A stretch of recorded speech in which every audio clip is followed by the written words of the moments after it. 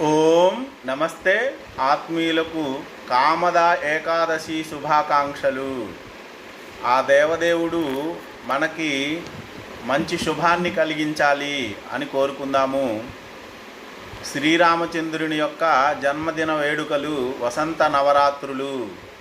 ఈ శుభ విశేషాలను పురస్కరించుకొని మాట్లాడుకున్నప్పుడు శ్రీరాముణ్ణి వాల్మీకి రామాయణములోనే కొందరు ప్రముఖులు విమర్శించారు. వాళ్ళకి తగిన సమాధానం రాముడు చెప్పాడు అప్పుడే.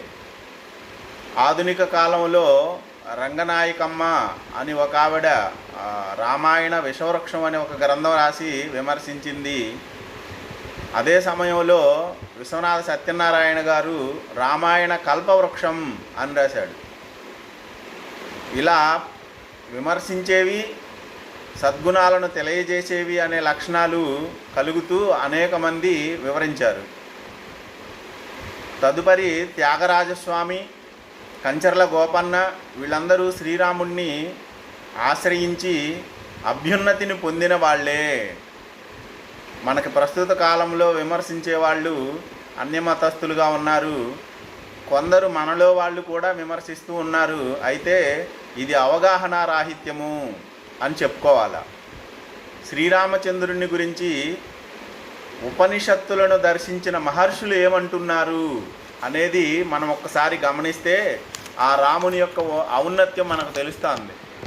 చక్కగా తెలిసే అంశం ఒక్కటే మాట, ఒక్కటే బాణం, ఒకటే భార్య సీత అనేది రాముని యొక్క స్లోగను.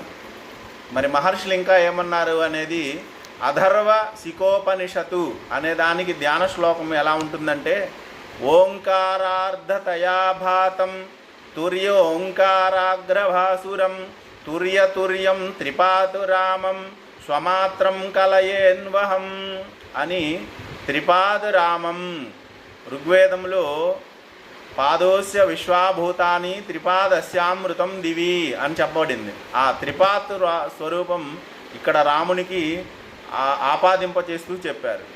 అక్షమాలిక ఉపనిషత్తు ధ్యాన శ్లోకం ఎలా ఉందంటే, అకారాదిక్షకారాంత వర్ణజాత కలేవరం వికలేవర కైవల్యం రామచంద్ర పదం భజే అని అక్షమాలిక ఉపనిషత్తు.